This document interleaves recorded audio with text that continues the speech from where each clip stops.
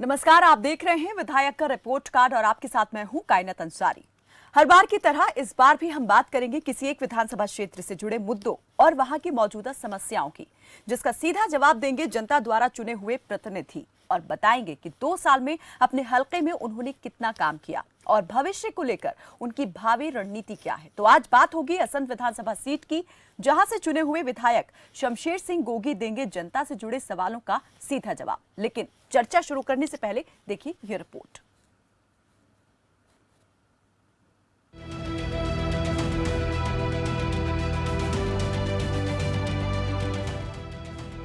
असंध विधानसभा हरियाणा के करनाल लोकसभा क्षेत्र के तहत आती है।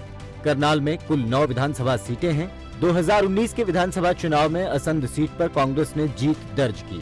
2019 के चुनाव में असंध में कुल 20.94% वोट पड़े। कांग्रेस उम्मीदवार शमशेर सिंह गोगी 2019 के चुनाव में पहली बार चुनावी मैदान में उतरे और बहुजन समाज पार्टी के उम्मीदवार नरेंद्र सिंह को 1703 वोटों के मार्जिन से मात दी, जबकि बीजेपी उम्मीदवार सरदार बख्शीश सिंह विर्क तीसरे स्थान पर रहे। कांग्रेस उम्मीदवार के तौर पर जीत दर्ज करने वाले शमशेर सिंह गोगी अपने निडर और बेबाक अंदाज के साथ अपने कर्मठ स्वभाव के लिए जाने जाते हैं। पेशे से वकील रह चुके शमशेर सिंह गोगी पेट्रोल पंप संचालकों के प्रधान भी रह चुके हैं। शमशेर सिंह गोगी कांग्रेस के पुराने और वफादार नेताओं में से एक हैं।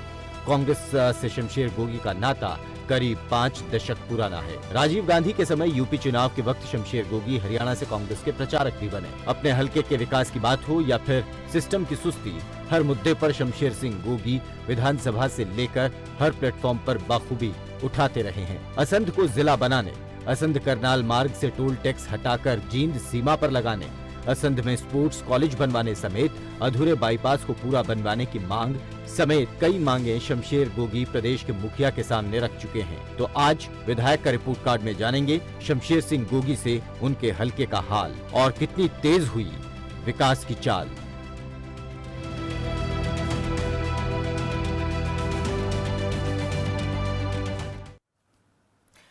तो 2 साल में असंध की कितनी तस्वीर बदली है, विकास की चाल कितनी तेज हुई है अभी, और कितने जो विकास परियोजनाएं हैं वो अधूरी हैं, आगे का रोड मैप क्या है, इन सभी सवालों के जवाब हम जानेंगे असंध से विधायक कांग्रेस के विधायक जो हैं शमशेर सिंह गोगी, जो हमारे साथ इस वक्त जुड़ चुके हैं। बहुत बहुत स्वागत है सर आपका। धन्यवाद। शमशेर जी, आपके नाम की तरह आपका स्वभाव भी है, बिना लाग लपेट के बेखौफ होकर निडर होकर आप अपनी बात रखते हैं। सबसे पहले तो हम ये जानना चाहेंगे, आप पहली बार विधायक बने तो क्या सोचकर जो है आप जनता के बीच पहुंचे थे? कितना अभी तक 2 साल के कार्यकाल में आप उन वायदों को पूरा कर चुके हैं जो चुनावी प्रचार के दौरान अपने अपने हलके की जनता से किए थे? मैंने 2 वादे किए थे। एक तो मैं असंध को जिला बनवाऊंगा जी।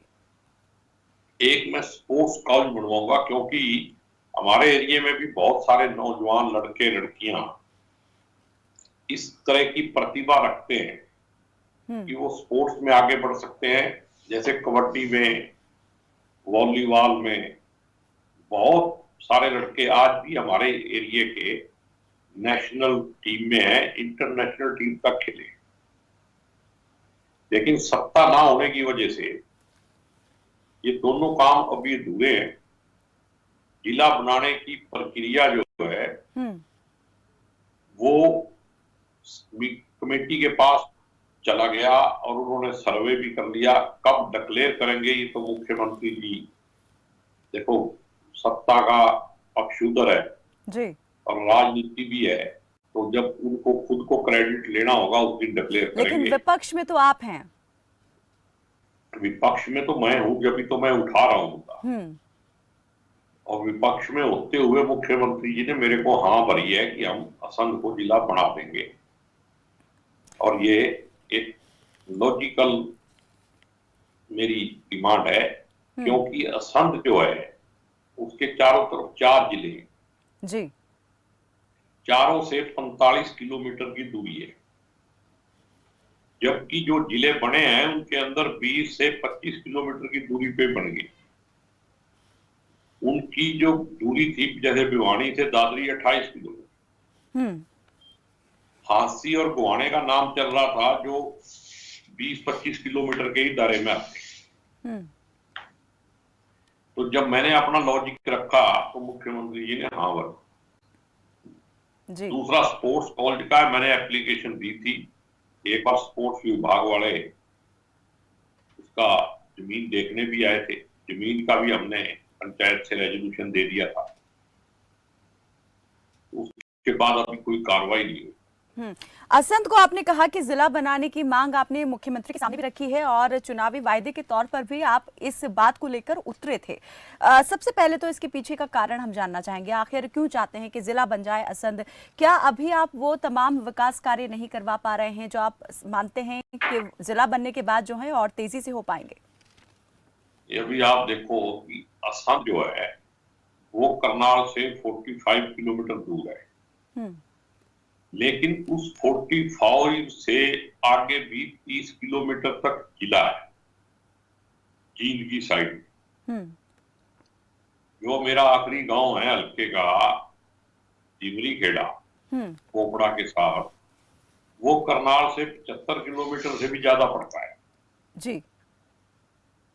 दूसरी बात, अब सरकार ने टोल टैक्स लगाया, ऐसी जगह पे लगाया है कि अगर असंध जिला बनता है तो वो बिल्कुल बॉर्डर पे आएगा।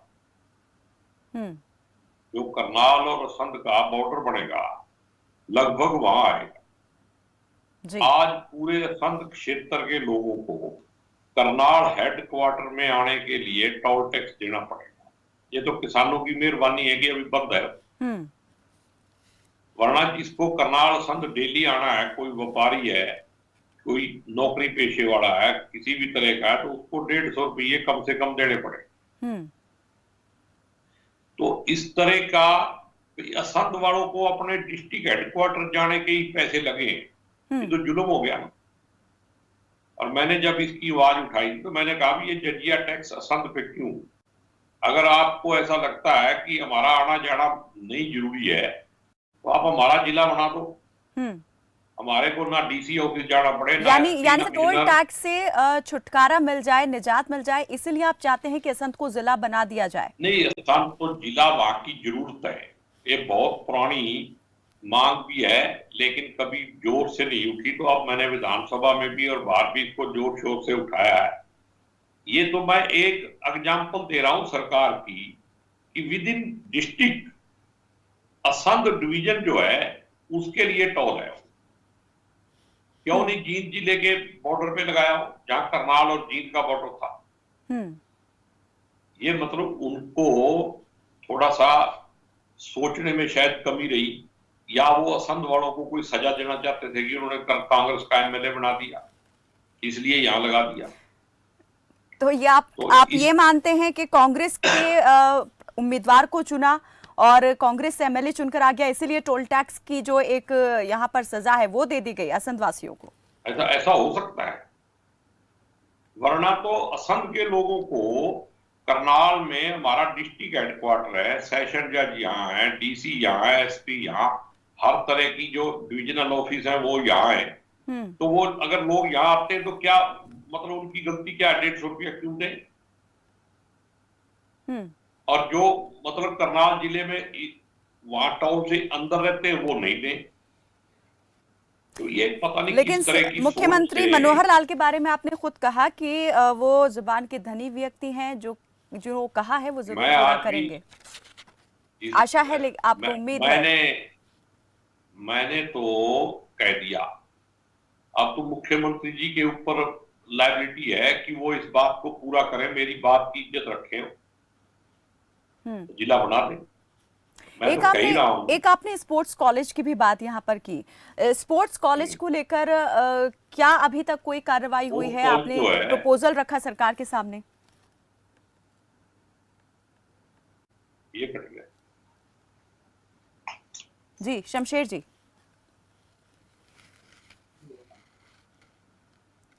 शमशेर जी, मेरी आवाज मिल पा रही है आपको? लगता है हमारा संपर्क अभी टूट गया है। तो इस वक्त बात हो रही है असंध से कांग्रेस के विधायक शमशेर सिंह गोगी के साथ में, जिन्होंने कहा कि वो जनता के बीच पहुंचे थे, दो बड़ी वायदों को लेकर, दो बड़े वायदों को लेकर वो जनता के बीच पहुंचे थे, जिनमें से एक था कि असंध को जिला बनवाएंगे, दूसरा था स्पोर्ट्स कॉलेज वो यहां पर बनवाएंगे। एक मांग वो कह रहे हैं कि मुख्यमंत्री की तरफ से आश्वासन मिला है कि वो जल्द से जल्द पूरी कर दी जाएगी। हालांकि स्पोर्ट्स कॉलेज को लेकर अभी सरकार का रुख क्या है उस पर बात जो है अभी साफ नहीं हो पाई है। कई मांगे जो हैं मुख्यमंत्री के सामने असंध के जो विधायक हैं, कांग्रेस के विधायक शमशेर सिंह गोगी, उन्होंने रखी है। हमारे साथ दोबारा से जुड़ गए हैं जी शमशेर जी। स्पोर्ट्स कॉलेज को लेकर मैं जानना चाह रही थी कि अभी तक कोई आगे कार्रवाई हुई है, कोई स्थान चिन्हित किया गया है सरकार की तरफ से, क्या जो रुख है वो दिखा है? नहीं, अभी तक तो कोई पॉजिटिव रुख दिखाई नहीं दिया, लेकिन ये मेरा एक सपना है, कभी हमारी सरकार आएगी तो 100% स्पोर्ट्स कॉलेज जो है उसको संध में एरिया में बनाया जाएगा, क्योंकि इसकी सख्त जरूरत है। जो हमारे नौजवान हैं उनकी प्रतिभा को निखारने का और उसको नेशनल इंटरनेशनल लेवल पे हम भी उस प्रतियोगिता में जाएंगे जहाँ पे लोग करोड़ों रुपए कमाते हैं। जी, लेकिन सरकार कहती है कि खेल नीति और बेहतर की है मनोहर सरकार ने। पहले तो जब भूपेंद्र हुड्डा की सरकार थी तब भी यहाँ पर खेल नीति लाई गई थी, लेकिन उसे और बेहतर करने का काम और दावा जो है मनोहर सरकार करती है। अभी भी यहाँ पर कई बड़ी घोषणाएं सीएम की तरफ से की गई जब टोक्यो ओलंपिक हुए और हरियाणा के खिलाड़ियों ने बेहतरीन प्रदर्शन किया। तो क्या आप मानते हैं कि अब और ज्यादा बेहतर हो गया है, पहले से जो सुधार है वो हुआ है? पूरे हिंदुस्तान में जो स्पोर्ट्स का काम है, एक छोटी सी हरियाणा स्टेट 25% से ज्यादा हिस्सा रखती है। लेकिन मेरे हिसाब से खेल नीति में इन्होंने स्पोर्ट्स को बर्बाद करने का काम किया है। अच्छी नीयत ही नहीं है तो नीति कहां से आएगी? कैसे कह सकते हैं सर कि बर्बाद करने का काम किया है? खिलाड़ियों के लिए बड़ी बड़ी घोषणाएं की गई हैं सरकार की ओर से। कांग्रेस सरकार के टाइम में जो लोगों को नौकरी मिलती थी वो सारा सिस्टम ही इन्होंने चेंज कर दिया। अब जो गोल्ड लाएगा तो उस ओलंपिक में तो जाना ही अपने आप में एक बहुत बड़ी कामयाबी है। और उन लोगों को उत्साहित करने की बजाय मतलब प्रोत्साहन देना चाहिए या उनको हतोत्साहित करना चाहिए। तो ये सरकार जो कहती है उस पर विश्वास करना ही बहुत मुश्किल काम है, क्योंकि ये अंदर से कुछ हो रहा है, बाहर से कुछ हो रहा है। लेकिन आप ये देख लो, जी। हम रोज ये कहते हैं कि हम किसानों की आमदनी दुगनी कर देंगे, 1 महीना रह गया, 2022 लग जाएगा। और अगर मैं किसान होने के नाते आपको बता रहा हूं कि पहले से आमदनी आधी रह जाएगी। डबल तो जब होगी टाइम आएगा तो तब देखा जाएगा। तो जो कार्यशैली है, सिस्टम में आप मान रहे हैं दोष है, या सरकार की नीतियां आप मानते हैं कि पहले से जो है वो बदली हैं, इसी वजह से ये खामियाजा भुगतना पड़ेगा? ये जिस पार्टी की सरकार है उनकी नीयत में खोट है, इसलिए ये सब हो रहा है। नीति तो तब अच्छी बनेगी जब नीयत ठीक होगी। आप कह रहे हैं कि नीयत में खोट है, लेकिन जो सरकार है, बीजेपी नेता हैं, वो कहते हैं कि हमारी नीयत और नीति दोनों ही पूरी तरीके से साफ हैं, पारदर्शी हैं, किसान हितैषी हैं। हम किसानों के लिए हम यहाँ पर नीतियां बना रहे हैं और किसान खुश भी हैं। मैं ये कहता हूं कि अगर ये बात सच है तो पिछले 1 साल से इन्होंने आतंकवादी, खालिस्तानी, माओवादी, किसने कहा? बीजेपी वालों ने कहा और उन मंत्रियों ने कहा जिन्होंने संविधान की शपथ ली है। तो अब ये कह रहे हैं कि ये काले कानून जो है, मैं इनको कृषि कानून नहीं कहूंगा, ये काले कानून है। कृषि कानून ने कभी थे ही नहीं। तो ये काले कानून अब वापस लेने की घोषणा की है। तो क्या अब ये देश के अंदर आतंकवादी, खालिस्तानियों की जीत हुई है? माओवादी जीत गए, सरकार डर गई। तो जबान संभाल के रखनी चाहिए। देश के नागरिकों पे इल्जाम लगाना आसान है, लेकिन देश के नागरिक की इज्जत करना बहुत मुश्किल है, जो ये कर नहीं पा रहे। देश के नागरिक को एक नजर से देखना ही इनके बस का नहीं है। लेकिन सरकार तो सबका साथ सबका विकास की बात करती है, बीजेपी सबका साथ सबका विकास की बात करती है। ये सिर्फ अपना विकास कर रहे हैं, जनता की जेब में अब पैसे नहीं है। अब पैसे सिर्फ आरएसएस और बीजेपी के खजाने में है। अगर ये नेक नीयत हो, देशभक्त हो, राष्ट्रवाद इनके अंदर हो, अगर राष्ट्र प्रेम ही इनके अंदर हो तो आरएसएस की रजिस्ट्रेशन करा दो ना, उसका खाता खुलवा दो ना। सारे झूठ बोलते हैं। ठीक है, आप चलो विपक्ष अभी में मैं हैं और आपको विपक्ष जो है, विपक्ष का काम ही आलोचना करना होता है सत्ता नहीं, पक्ष की, सरकार की। मैं विपक्ष में नहीं बात कर रहा हूं, मैं देश हित में बात कर रहा हूं। ये तो किसानों के पैर धो धो के इस देश की जनता को पीने चाहिए, जिन्होंने लोकतंत्र भी बचा दिया, संविधान भी बचा दिया और देश भी बचा दिया। वरना ये जिस रास्ते पे चल रहे थे ना, उस दिन एक ऑर्डिनेंस आना था कि अब मोदी जी अमर यहाँ पे प्रधानमंत्री रहेंगे। जैसे सीबीआई का डायरेक्टर बढ़ा दो, ताकि जो ठगियां की हैं, जो आपने उनके कृषि माध्यम से कानूनों की काम बात की किए। और बीजेपी की नीतियों की बात की, लेकिन आरोप तो हेलो कांग्रेस पर भी लगे, कि कांग्रेस भी इसके लिए काफी हद तक जिम्मेदार है, आज जो किसानों की दुर्दशा है। हेलो जी जी, शमशेर जी, मेरी हेलो आवाज मिल पा रही है आपको शमशेर जी? लगता है फिर से हमारा संपर्क जो है वो टूट गया है। तो कृषि कानूनों को लेकर यहाँ पर इन्होंने बात की है असंध से कांग्रेस के विधायक शमशेर सिंह गोगी ने, और कहा कि सरकार जो है किसान विरोधी उन्होंने काम किया है। कृषि कानून तो ये कभी थे ही नहीं, ये काले ही कानून थे हमेशा से ही, और करनी और कतनी में जमीन आसमान का अंतर जो है वो देखने को मिलता है। तो आपको बता दें कि पिछले लंबे अरसे से, करीब 5 दशक से ज्यादा से ये कांग्रेस से जुड़े हुए हैं शमशेर सिंह गोगी, और लगातार एक वफादार कार्यकर्ता की तरह कांग्रेस के साथ इन्होंने जुड़कर काम किया है। प्रचारक के तौर पर चाहे बात कर लें या फिर प्रदेश महासचिव के तौर पर इन्हें देख लें, ये काम कर चुके हैं। और 2019 में पहली बार कांग्रेस की तरफ से इनको टिकट मिला, असंध से चुनाव लड़ा और जीत दर्ज करने में कामयाब रहे। लंबा अरसा कांग्रेस को इन्होंने दिया है अपने जीवन का, और कांग्रेस का एक जिम्मेदार और वफादार सिपाही ये खुद को बताते हैं। अपनी बेबाक शैली के लिए, निडर अंदाज के लिए लोगों के बीच पहचान रखते हैं। बात चाहे सत्ता पक्ष की नीतियों की हो या फिर खुद अपनी पार्टी को ही कटघरे में खड़े करने की, कहीं नहीं चूकते दिखाई देते हैं। कई मुद्दों को लेकर अपनी पार्टी को भी सवालों के कटघरे में खड़ा करने में नहीं हिचकते हैं। तो पिछले साल सीएम के सामने 10 मांगे रखी थी। असंध को जिला बनाने की मांग, असंध करनाल मार्ग से टोल टैक्स हटाकर जीन सीमा पर लगाने की मांग।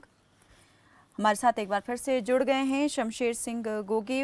सर, मैं आपसे ये जानना चाह रही थी, आपने कृषि कानूनों की बात की और बीजेपी की बात की, इन कानूनों को लाने वाली जो पार्टी थी, किसानों की दुर्दशा के लिए आपने बीजेपी को जिम्मेदार ठहराया, लेकिन इन कृषि कानूनों के लिए कांग्रेस पर भी सवाल उठे। कांग्रेस की दुर्दशा, किसानों की दुर्दशा के लिए कांग्रेस से भी ये सवाल हुआ कि वो भी इसके लिए जिम्मेदार है कहीं ना कहीं। नहीं, क्यों कांग्रेस ने ये कानून बनाया? क्या कांग्रेस के बगैर तो बीजेपी वालों का एक घंटा भी नहीं निकल सकता। अगर कांग्रेस ना हो तो इनको नींद नहीं आती है। दिन में जितनी बार कांग्रेस को गाली देते हैं, वही इनकी मतलब रिपोर्ट कार्ड है बीजेपी का पिछले 7 साल का। या पाकिस्तान का कितनी बार नाम लिया, हिंदू मुस्लिम कितनी बार किया, ये गोदी मीडिया और इनका यही रिपोर्ट कार्ड है।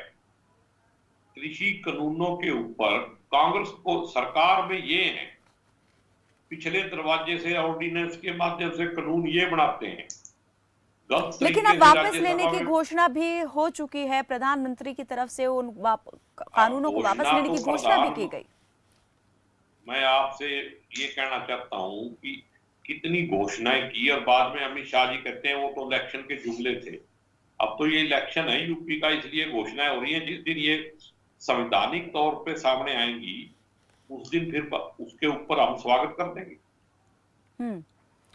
तो जब तक आप, ये आपके कहने का मतलब ये, जब तक कुछ लिखित में ना आ जाए तब तक यकीन नहीं किया जा सकता। आपने आजाद भारत में लखीमपुर खीरी जैसा केस देखा?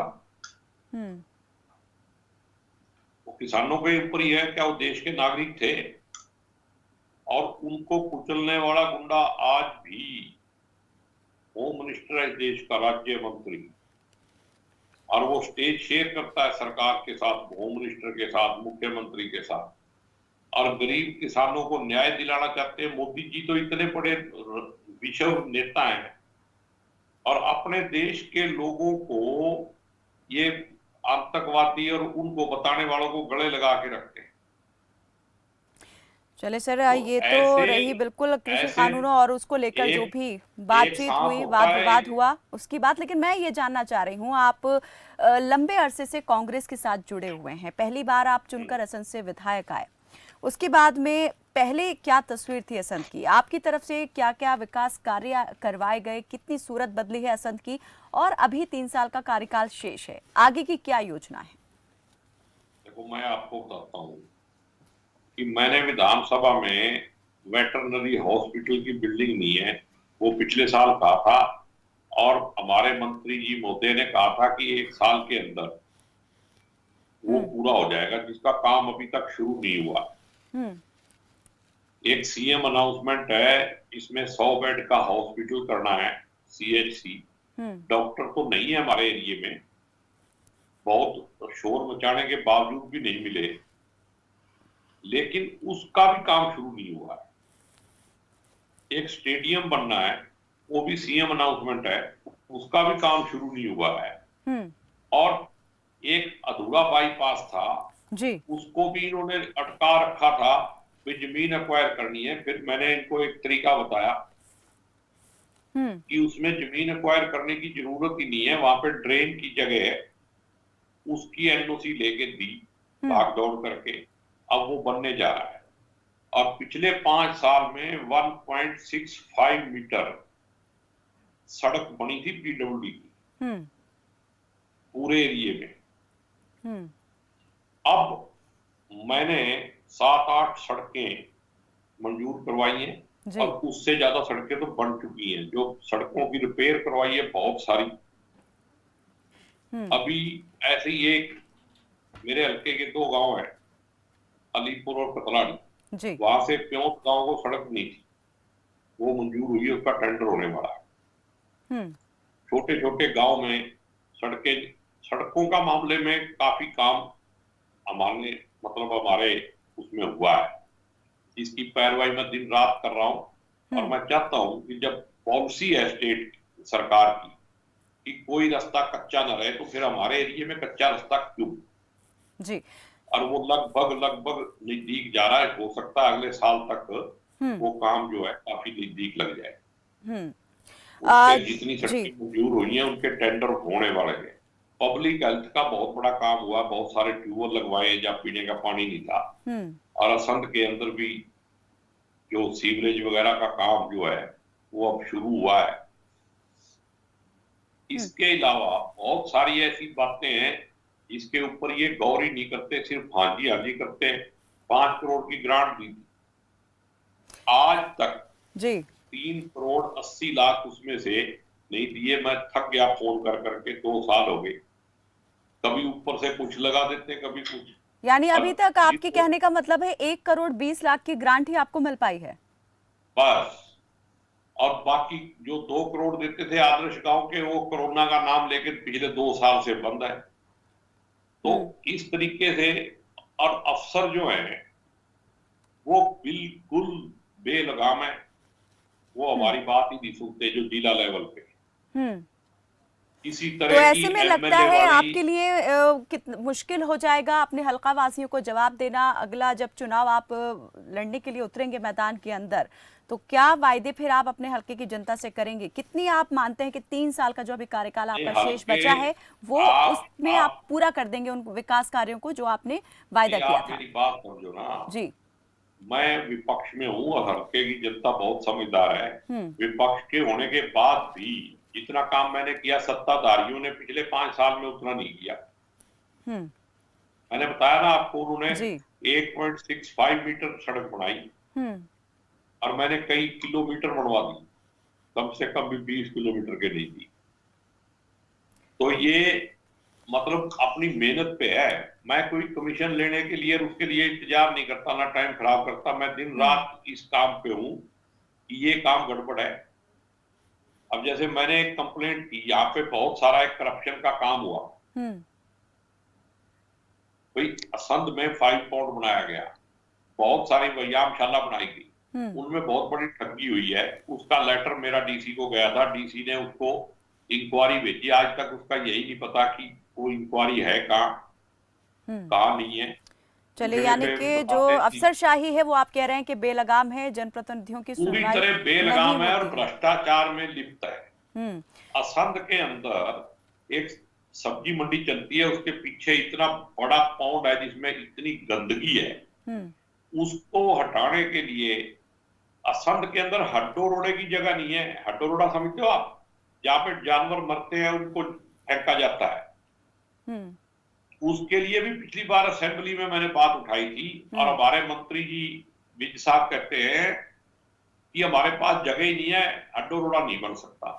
लेकिन अगर आप जैसे बेबाक यहाँ पर अगर जनप्रतिनिधि असंध की जनता के पास हैं, हल्का वासियों के पास हैं, तो उम्मीद यही कर सकते हैं कि जो रुके हुए काम हैं वो भी जल्द अज जल्द पूरे हो जाएंगे। बहुत बहुत शुक्रिया। पूरी लड़ाई लड़ी जाएगी। जनता की लड़ाई लड़ना ही हमारा सर्वधर्म है और मेरा वायदा है जनता से कि मैं एक एमएलए के तौर पे कोई कमीशन एजेंट नहीं बनूंगा, एक अच्छा सेवादार बनने की कोशिश करूंगा और सेवा करता रहूंगा। अच्छा सेवादार बन गया तो लोग अगली बार भी वोट देंगे। सेवा ही कर रहा हूं। बिल्कुल, उम्मीद यही, हमारी भी शुभकामनाएं आपके साथ में। बहुत बहुत शुक्रिया सर हमारे साथ इस बातचीत में जुड़ने के लिए और अपना कीमती समय हमें देने के लिए।